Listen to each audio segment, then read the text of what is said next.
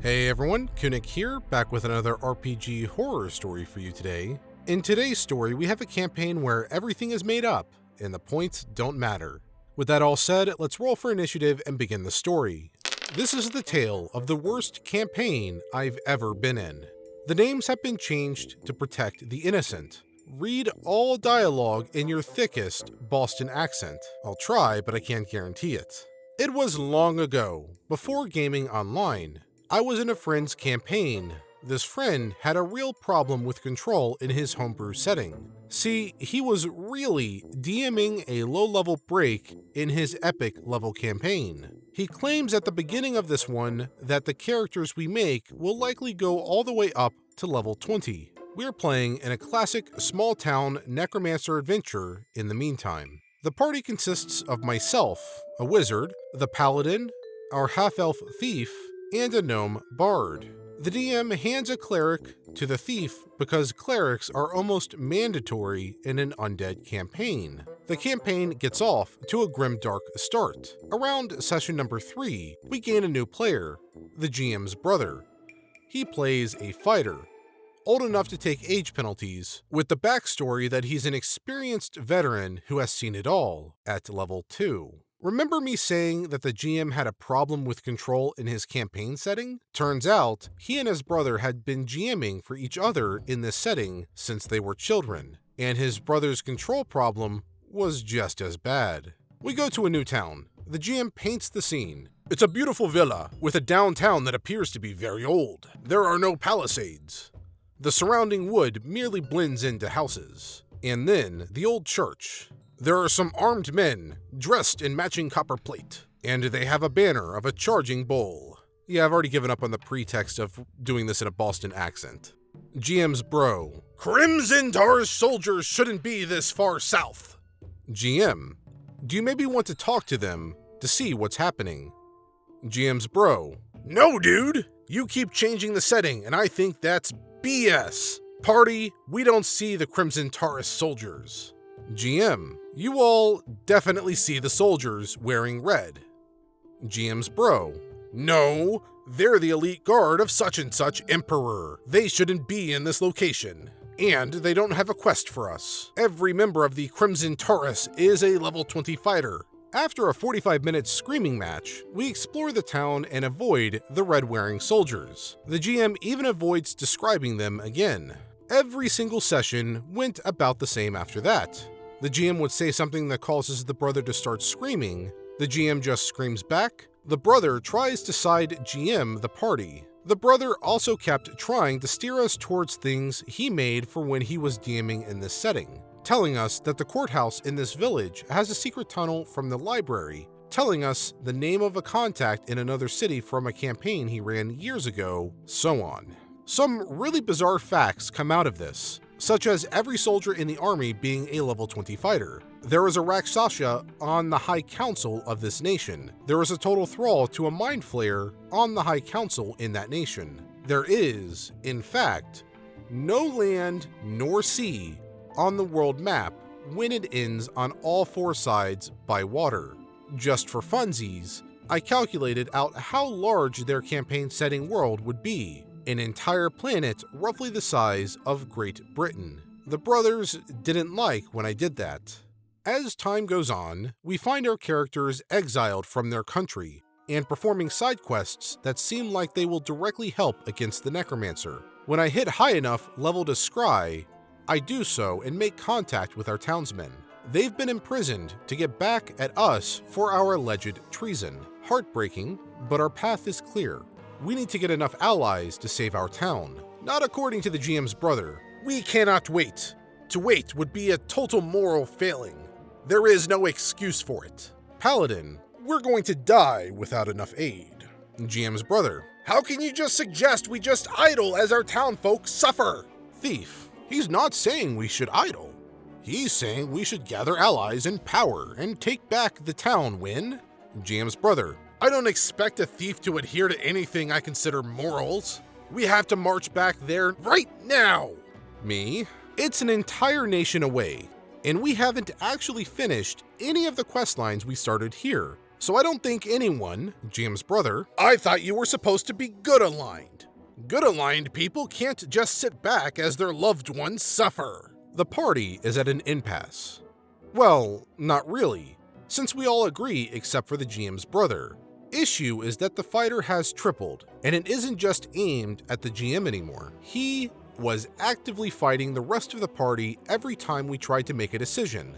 After about 5 sessions where we haven't gotten much done due to party arguments, we all finally just say, "Duck it," abandon our unfinished questlines, and march back to our hometown with only the hirelings we could afford to pay, and no story-related allies. Would it surprise you to learn that someone paid our hirelings more if they would turn on us? In a tragic session, our attempt to save the town ended up with us saving about 1 townsmember each, losing our cleric, and damning the rest of the town to an incredibly dark fate. With our tail between our legs, we flee the country once again. Once we are out of danger, the brother drops character. "Why didn't you guys try to stop me?" Me? What? GM's brother. "Going back to that town without allies was a terrible idea. Why didn't you guys try to push back? Or tell my character no?" Paladin. "Are you ducking serious?" GM's brother. "The purpose was for one of you guys to grow a spine and tell my character that he's wrong." Everyone is infuriated. As a player, I feel embarrassed. I wonder if the GM's brother feels embarrassed, because he goes the next 3 sessions without saying a single word. As we finally approach the final dungeon, without allies that we could have made, and without magic items that would have come from completing the side quests, GM's brother makes a statement. "I'd like to make a new character." GM. "You can't do that. You guys are about to start the final dungeon." GM's brother. "My character can't deal with the shame of what he's caused. He slinks off in the middle of the night." The GM cut the sessions short. We had been playing an hour out of a 3-hour-long session, and supposedly the two argued after we left, I get the impression. Next session we meet a druid, and share our meager collection of items with him, because we want to win. Next session, GM's brother just doesn't show up at all. The GM starts without him, and everyone goes with it because we figure that maybe we can get in some actual gaming before he shows up. GM tells us when we ask, "I told him to not come back." If you thought my GM sounded reasonable in this story, let my next statement prove you wrong. Because we had erased the items from our character sheet when we gave him our items. Those items were simply gone. This left 2 of our party members with no magic weapons or armor whatsoever. As we enter the dungeon, the thief checks for traps. Looks clear, guy rolled a 17 on the die. He moves forward and is struck by a symbol of death. He makes the save, I cast resistance on him, he checks the next space, rolls an 18 on the die. It's clear, he steps forward, another symbol of death. He doesn't make the save this time. Thief is dead, 10 feet into the dungeon. Bard doesn't show up next session, or ever again. Same deal with their items just being gone. What started out as a 6-man team, Wizard, Paladin, Druid, Bard, Thief, new Cleric, was down to 3. Miraculously, we make it to the final boss of the dungeon, a giant head of some kind, animated unto itself. It is in a smallish room when we get to it, and our thief, now controlling the cleric since his character got swatted, plays a genius move and consecrates the arena, making it so this guy can't create or summon undead. That single genius move took this fight from impossible to improbably, through very careful movements, timing actions so the paladin can rush backwards to heal himself and putting crowd control right between them, dispelling every spell this thing cast, using every charge of every consumable.